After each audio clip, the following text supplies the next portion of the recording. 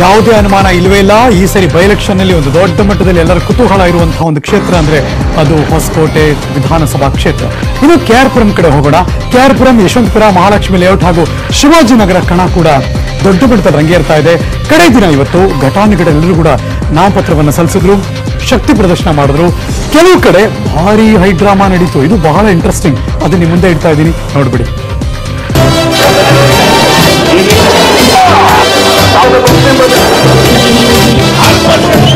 ಬೆಳ್ಳಂಬೆಳಗ್ಗೆ ಕುಟುಂಬಸ್ಥರು ಹಾಗೂ ಬೆಂಬಲಿಗರ ಜೊತೆ ಟೆಂಪಲ್ ರನ್, ನಾಯಕರ ಜೊತೆ ರ್ಯಾಲಿ, ಟೆನ್ಷನ್ ನಲ್ಲೇ ನಾಮಿನೇಷನ್.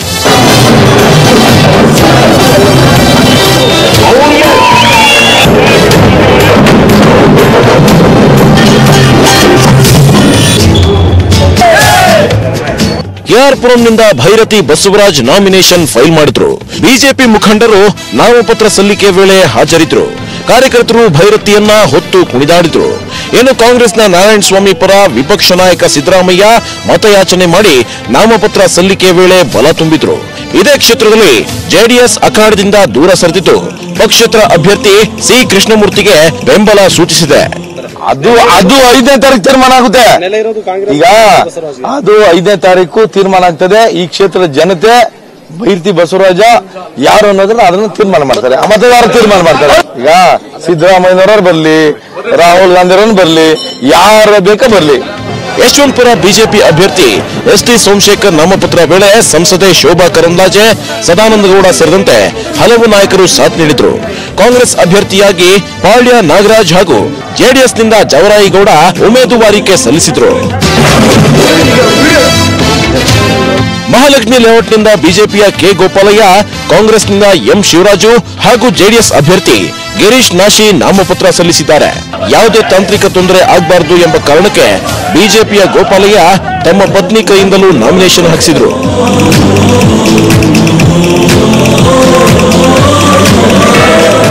ಮೂರು ಪಕ್ಷಗಳ ಅಭ್ಯರ್ಥಿಗಳು ತಮ್ಮ ನಾಯಕರ ಜೊತೆ ರ್ಯಾಲಿ ಮಾಡಿ ಬಲ ಪ್ರದರ್ಶನ ಮಾಡಿದ್ರು. ಜೆಡಿಎಸ್ನ ಗಿರೀಶ್ ನಾಶಿ ಕೆಪಿಸಿಸಿ ಅಧ್ಯಕ್ಷ ದಿನೇಶ್ ಗುಂಡೂರಾವ್ ಅವರನ್ನ ನೋಡಿ ತಲೆಬಾಗಿ ನಮಸ್ಕರಿಸಿದ್ದು ವಿಶೇಷ. ಯಾಕೆಂದ್ರೆ ನಾಶಿ ಈ ಹಿಂದೆ ಕಾಂಗ್ರೆಸ್ನಲ್ಲಿದ್ರು.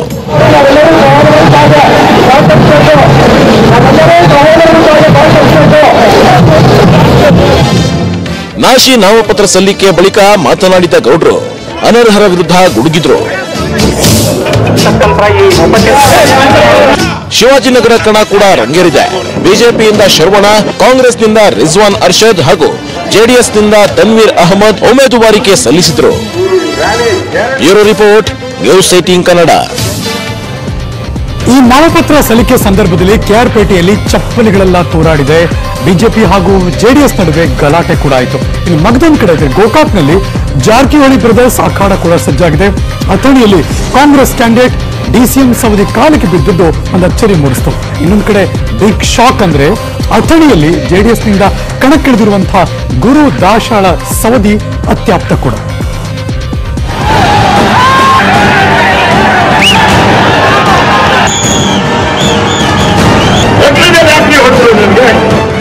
ಕೆಆರ್ಪೇಟೆ ಇಂದು ಅಕ್ಷರಶಃ ರಣಕಣ. ಬಿಜೆಪಿ ಹಾಗೂ ಜೆಡಿಎಸ್ ಕಾರ್ಯಕರ್ತರ ಗಲಾಟೆ, ಅಭ್ಯರ್ಥಿ ನಾರಾಯಣ್ ಗೌಡಗೆ ಚಪ್ಪಲಿ ಎಸೆತ, ಹೀಗೆ 10 ಹಾಲ್ ಡ್ರಾಮಾಗಳಿಗೆ ಸಾಕ್ಷಿಯಾಯಿತು ಉಮೇದುವಾರಿಕೆ.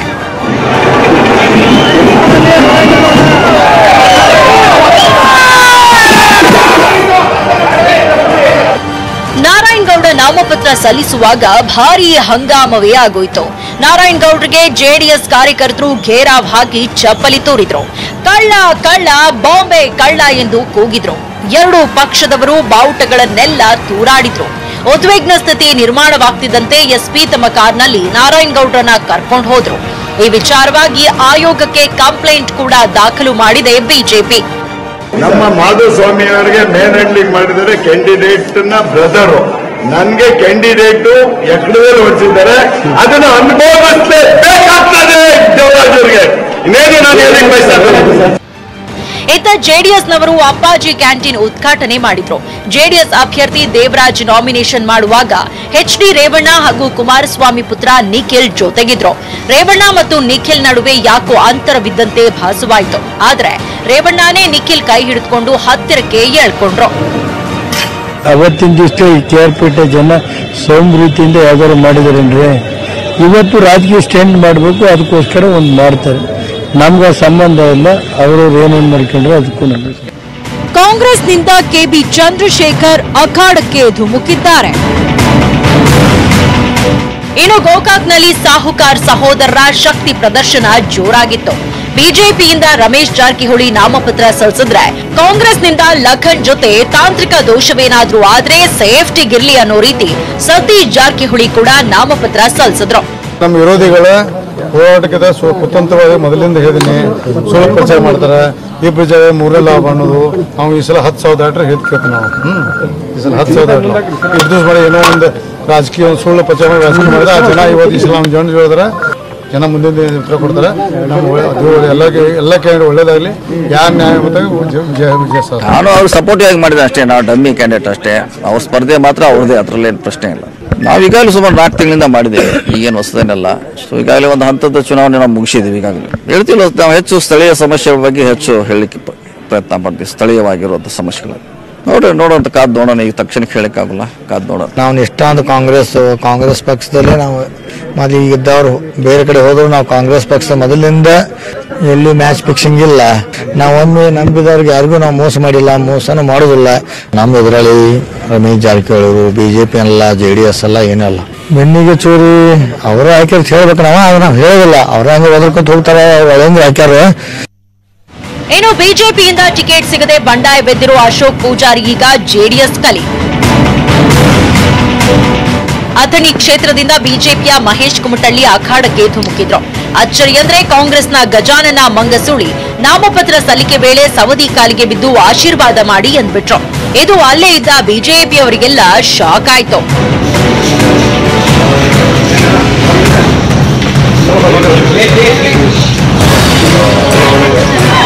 ಭಾರಿ ಅಚ್ಚರಿ ಅಂದ್ರೆ ಅಥಣಿಯಲ್ಲಿ ಕೊನೆ ಕ್ಷಣದಲ್ಲಿ ಜೆಡಿಎಸ್ ತನ್ನ ಸ್ಟ್ರಾಟಜಿ ಬದಲಿಸಿದೆ. ಗುರು ದಾಶಾಳಗೆ ಟಿಕೆಟ್ ನೀಡಿ ಅಖಾಡಕ್ಕೆ ಧುಮುಕಿಸಿದೆ. ಮಂಡ್ಯದಿಂದ ರಾಘವೇಂದ್ರ ಜೊತೆ ಲೋಹಿತ್ ಮತ್ತು ಚಂದ್ರಕಾಂತ್ ಸುಗಂಧಿ, ನ್ಯೂಸ್ 18 ಕನ್ನಡ, ಬೆಳಗಾವಿ. ಈಗ ರಾಜ್ಯ ರಾಜಕಾರಣದ ಸ್ಫೋಟಕ ಬ್ರೇಕಿಂಗ್ ನ್ಯೂಸ್ ಬರ್ತಾ ಇದೆ. ನಿಮ್ಮ ನ್ಯೂಸ್ 18 ಕನ್ನಡದ ಎಕ್ಸ್ಕ್ಲೂಸಿವ್. ಮಹೇಶ್ ಕುಮಟಳ್ಳಿ ಸೋಲಿಸೋದಕ್ಕೆ HDK ಯತ್ನ ಮಾಡಿದ್ದಾರೆ ಅನ್ನುವ ಈ ಕ್ಷಣದ ಬ್ರೇಕಿಂಗ್ ನ್ಯೂಸ್. ನಿನ್ನೆ ತಡರಾತ್ರಿ DCM ಸವದಿಗೆ HDK ಕರೆ ಮಾಡಿದ್ದಾರೆ ಅನ್ನುವ ಒಂದು ಸುದ್ದಿ ಸಿಗ್ತಾ ಇದೆ. ಮಹೇಶ್ ಕುಮಟಳ್ಳಿ ವಿರುದ್ಧ ಕ್ಯಾಂಡಿಡೇಟ್ ಬೇಕು ಅಂತ HDK ಹೇಳಿಕೆ ಕೊಟ್ಟಿದ್ದಾರಂತೆ.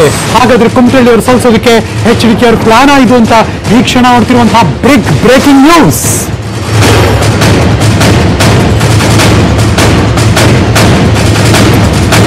ಕ್ಯಾಂಡಿಡೇಟ್ ನಿಮ್ಮವರೇ ಬೇಕು ಅಂತ ಕೇಳಿದ್ರಂತೆ HD ಕುಮಾರಸ್ವಾಮಿ ಅವರು. ಫೋನ್ ಮಾಡಿ ಅರ್ಧ ಗಂಟೆಯಲ್ಲೇ ಅಭ್ಯರ್ಥಿ ಕೂಡ ರೆಡಿಯಾಗಿದ್ದಾರಂತೆ. ಆಪ್ತ ಶಿಷ್ಯನನ್ನೇ JDS ಅಭ್ಯರ್ಥಿಯನ್ನಾಗಿ ಕೊಟ್ಟಿದ್ದಾರೆ ಸವದಿ ಅವರು ಅನ್ನೋದು ಈ ಕ್ಷಣ ಬರ್ತಿರುವಂತಹ ಬ್ರೇಕಿಂಗ್ ನ್ಯೂಸ್. ಮೊದಲೇ ಇವರು ಬಿಜೆಪಿಯವರು, ಅಫ್ಕೋರ್ಸ್ ಅವ್ರ ಎಲೆಕ್ಷನ್ ನಿಂತಿಲ್ಲ, ಆದ್ರೆ ಅವರ ಅತ್ಯಾಪ್ತ ಹೆಂಗೆ ದಾಶ್ಯ ಅವರು JDS ಅಭ್ಯರ್ಥಿ ಆಗ್ತಾರೆ, ಇದು ಓವರ್ ನೈಟ್ ನಡೆದಿರುವಂತಹ ದೊಡ್ಡ ಬೆಳವಣಿಗೆ ಅನ್ನೋದು ಈ ಕ್ಷಣ ನಿಮ್ಮ ನ್ಯೂಸ್ 18 ಕನ್ನಡದ ಎಕ್ಸ್ಕ್ಲೂಸಿವ್ ಬ್ರೇಕಿಂಗ್ ನ್ಯೂಸ್. ಇಷ್ಟೇ ಅಲ್ವಲ್ಲ, ಇನ್ನು ಬೇರೆ ಬೇರೆ ಕ್ಷೇತ್ರ ಕೂಡ ಇದೆ, ಅಲ್ಲೂ ಕೂಡ ನಾಮಿನೇಷನ್ ಭರಾಟೆ ಜೋರಾಗಿತ್ತು. ಜೈಲಿಂದ ಬಂದ ಮೇಲೆ ಇದೇ ಮೊದಲ ಬಾರಿಗೆ ಟ್ರಬಲ್ ಶೂಟರ್ ರಾಜಕೀಯ ಅಖಾಡಕ್ಕೆ ಧುಮುಕಿದ್ರು. ಕೊನೆಯ ಕ್ಷಣದಲ್ಲಿ ಏನಾಗುತ್ತೋ ಏನೋ ಅಂತ ಅಭ್ಯರ್ಥಿಗಳು ಸ್ಟ್ರಾಟಜಿಗಳನ್ನ ಮಾಡಿದ್ರು. ಟಿಕೆಟ್ ಸಿಗದಿದ್ದವರು ಸಿಡಿದೆದ್ದು ತೊಡೆ ತಟ್ಟಿರೋದು ಕೂಡ ಇಲ್ಲಿ ನಡೆದು ಹೋಗಿದೆ. ಹಾಗಾದ್ರೆ ಅಲ್ಲೆಲ್ಲ ಏನೇನು ನಡೀತು ಬನ್ನಿ ನೋಡೋಣ.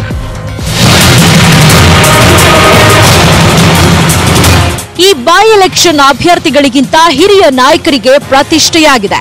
ಯಾಕಂದ್ರೆ ದೋಸ್ತಿ ಕೆಡವಿ ಹೋದವರಿಗೆ ಪಾಠ ಕಲಿಸಲು ಜೆಡಿಎಸ್ ಕಾಂಗ್ರೆಸ್ ಸಜ್ಜಾಗಿವೆ. ಕನಕಪುರದಿಂದ ಚಿಕ್ಕಬಳ್ಳಾಪುರಕ್ಕೆ ಮೆಡಿಕಲ್ ಕಾಲೇಜ್ ಶಿಫ್ಟ್ ಮಾಡಿದ ಸಿಎಂ ಹಾಗೂ ಅನರ್ಹ ಶಾಸಕ ಡಾಕ್ಟರ್ ಸುಧಾಕರ್ ವಿರುದ್ಧ ಬಂಡೆ ತೊಡೆ ತಟ್ಟಿದೆ. ಚಿಕ್ಕಬಳ್ಳಾಪುರದಲ್ಲಿ ಅಖಾಡಕ್ಕಿಳಿದು ಪಕ್ಷದ ಅಭ್ಯರ್ಥಿ ಎಂ ಆಂಜಿನಪ್ಪ ಪರ ಮೆರವಣಿಗೆಯಲ್ಲಿ ಮಿಂಚಿದ್ರು.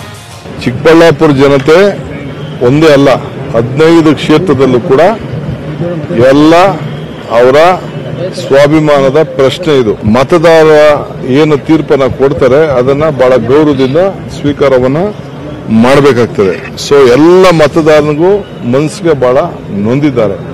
ಸೊ ನೆಕ್ಸ್ಟ್ 5ನೇ ತಾರೀಕು ಅದಕ್ಕೆ ತಕ್ಕಂತ ಉತ್ತರವನ್ನು ಕೊಡ್ತಾರೆ. ಸುಧಾಕರ್ ವಿರುದ್ಧ ಜೆಡಿಎಸ್ ನಾಯಕ HD ಕುಮಾರಸ್ವಾಮಿ ಕೂಡ ತೊಡೆ ತಟ್ಟಿದ್ರು.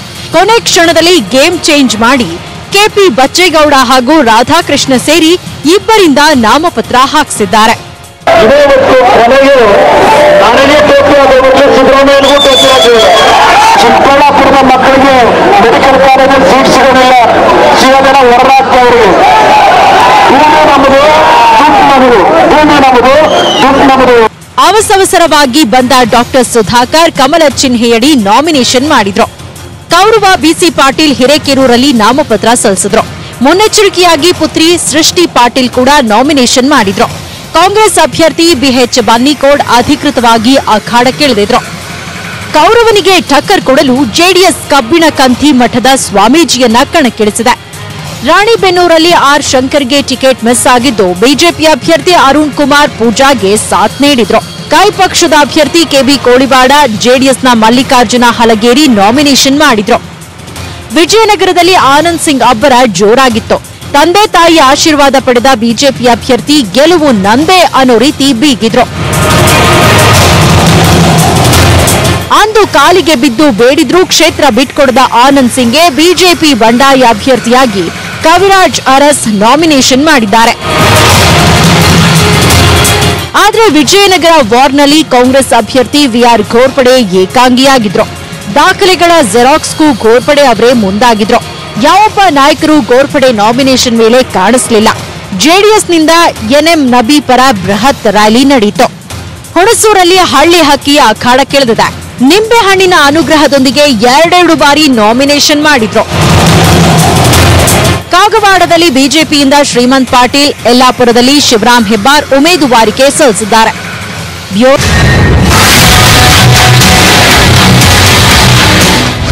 15 ಕ್ಷೇತ್ರ, 2 ರಿಪೋರ್ಟ್, ಸಿಎಂ ಟೆನ್ಷನ್. ಗುಪ್ತಚರ ಇಲಾಖೆ ವರದಿ ನೋಡಿ ಬಿಎಸ್ವೈ ಶಾಕ್. ರಿಪೋರ್ಟ್ ಪ್ರಕಾರ ಗೆಲ್ಲೋದೆಷ್ಟು, ಸೋಲೋದೆಷ್ಟು?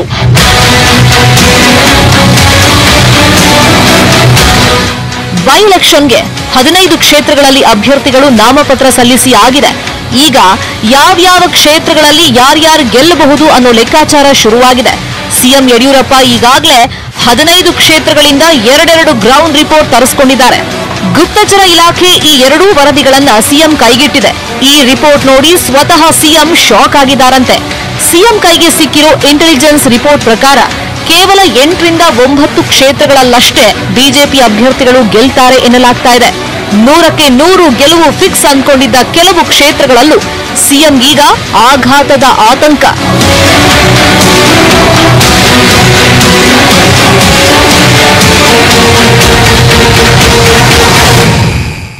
ಹಾಗಾದ್ರೆ ಅನರ್ಹ ಶಾಸಕರು ಸೋಲುವ ಎಲ್ಲಾ ಸಾಧ್ಯತೆ ಇದೆ ಅನ್ನೋ ಕ್ಷೇತ್ರಗಳು ಯಾವುವು?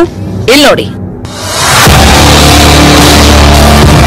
ಯಶವಂತಪುರ ಕ್ಷೇತ್ರದಲ್ಲಿ ಎಸ್ಟಿ ಸೋಮಶೇಖರ್ ಸೋಲ್ತಾರೆ ಅನ್ನೋ ಮಾಹಿತಿ ಸಿಕ್ಕಿದೆ. ಹಾಗೆಯೇ ಹುಣಸೂರಿನಲ್ಲಿ ಎಚ್ ವಿಶ್ವನಾಥ್, ಕೆಆರ್ಪೇಟೆಯಲ್ಲಿ ನಾರಾಯಣಗೌಡ, ಹೊಸಕೋಟೆಯಲ್ಲಿ ಎಂಟಿಬಿ ನಾಗರಾಜ್ ಹಾಗೂ ಚಿಕ್ಕಬಳ್ಳಾಪುರದಲ್ಲಿ ಡಾಕ್ಟರ್ ಕೆ ಸುಧಾಕರ್ಗೆ ಸೋಲು ಫಿಕ್ಸ್ ಅಂತ ಗುಪ್ತಚರ ಇಲಾಖೆ ವರದಿ ನೀಡಿದೆ. ಇನ್ನು ಈ ಬೈ ಎಲೆಕ್ಷನ್ನಲ್ಲಿ ಬಿಜೆಪಿ ಯಾವೆಲ್ಲ ಕ್ಷೇತ್ರಗಳಲ್ಲಿ ಗೆಲ್ಲುವ ಎಲ್ಲಾ ಸಾಧ್ಯತೆ ಇದೆ, ಸಿಎಂಗೆ ಸಿಕ್ಕಿರೋ ಇಂಟೆಲಿಜೆನ್ಸ್ ರಿಪೋರ್ಟ್ ಹೇಳ್ತಾ ಇರೋದೇನು, ಅದನ್ನು ನಾವು ನಿಮ್ಗೆ ತೋರಿಸ್ತೀವಿ ನೋಡಿ. ಗೋಕಾಕ್ನಲ್ಲಿ ರಮೇಶ್ ಜಾರಕಿಹೊಳಿ, ಮಹಾಲಕ್ಷ್ಮಿ ಲೇಔಟ್ನಲ್ಲಿ ಕೆ ಗೋಪಾಲಯ್ಯ, ಕೆಆರ್ ಪುರಂನಲ್ಲಿ ಬೈರತಿ ಬಸವರಾಜ್, ಅಥಣಿಯಲ್ಲಿ ಮಹೇಶ್ ಕುಮಟಳ್ಳಿ, ಹಿರೇಕೆರೂರಿನಲ್ಲಿ ಬಿಸಿ ಪಾಟೀಲ್, ಯಲ್ಲಾಪುರದಲ್ಲಿ ಶಿವರಾಮ್ ಹೆಬ್ಬಾರ್, ಕಾಗವಾಡ ಕ್ಷೇತ್ರದಲ್ಲಿ ಶ್ರೀಮಂತ್ ಪಾಟೀಲ್ ಹಾಗೂ ಶಿವಾಜಿನಗರದಲ್ಲಿ ಎಂ ಶರವಣ ಗೆಲ್ತಾರೆ ಅಂತ ಇಂಟೆಲಿಜೆನ್ಸ್ ರಿಪೋರ್ಟ್ ನೀಡಿದೆಯಂತೆ. ಹೊಸಕೋಟೆ ಕ್ಷೇತ್ರದ ಮೇಲೆ ಸಿಎಂಗೆ ಹೆಚ್ಚಿನ ಒಲವಿದೆ. ಇಲ್ಲೂ ಬಿಜೆಪಿಗೆ ಸೋಲಾಗುತ್ತೆ ಅನ್ನೋದು ಇನ್ನಷ್ಟು ಟೆನ್ಷನ್ ಕೊಟ್ಟಿದೆ. Bureau report, news 18 Kannada. Welcome back. ಮೈಸೂರಿನ ನರಸಿಂಹರಾಜ ಕ್ಷೇತ್ರದ ಶಾಸಕ ತನ್ವೀರ್ ಸೇಠ್ ಮೇಲೆ ಮಚ್ಚಿನಿಂದ ಅಟ್ಯಾಕ್ ಮಾಡಲಾಗಿದೆ. ನಿನ್ನೆ ರಾತ್ರಿ 11 ಗಂಟೆ ಸುಮಾರು ಮೈಸೂರಿನ ಬನ್ನಿಮಂಟಪದ ಹತ್ರ ಆಪ್ತರ ಮದುವೆ ಕಾರ್ಯಕ್ರಮದಲ್ಲಿ ಭಾಗವಹಿಸಿದ್ರು. ಅಲ್ಲಿ ಹಲ್ಲೆ ಆಯಿತು. ಮಚ್ಚಿಡ್ಕೊಂಡು ಬಂದವನು ಏಕಾಏಕಿ ಕುತ್ತಿಗೆಗೆ ಬೀಸಿ ಓಡ್ ಹೋಗಿದ್ದಾನೆ. ತನ್ವೀರ್ ಸೇಠ್ ಅವರನ್ನ ಹತ್ತಿರದ ಕೊಲಂಬಿಯಾ ಆಸ್ಪತ್ರೆಗೆ ದಾಖಲು ಮಾಡಲಾಯಿತು. ಐಸಿಯುನಲ್ಲಿ ಟ್ರೀಟ್ಮೆಂಟ್ ಕೊಡಲಾಗ್ತಾ ಇದೆ. ಸೇಠ್ ಅವರ ಆರೋಗ್ಯ ಈಗ ಸುಧಾರಿಸ್ತಾ ಇದೆಯಂತೆ. ಆರೋಪಿ ಫರಾನ್ ಎಸ್ಡಿಪಿಐ ಸಂಘಟನೆ ಕಾರ್ಯಕರ್ತನಾಗಿದ್ದಾನೆ. ಪೊಲೀಸರು ತನಿಖೆಯನ್ನು ಮುಂದುವರೆಸಿದ್ದಾರೆ. ಸಿದ್ದರಾಮಯ್ಯನವರು, ಸಚಿವ ಸೋಮಣ್ಣ ಸೇರಿದಂತೆ ಹಲವು ನಾಯಕರು ಆಸ್ಪತ್ರೆಗೆ ಭೇಟಿ ಕೊಟ್ಟರು. ತನ್ವೀರ್ ಸೇಠ್ ಅವರ ಆರೋಗ್ಯವನ್ನು ವಿಚಾರಿಸಿದರು.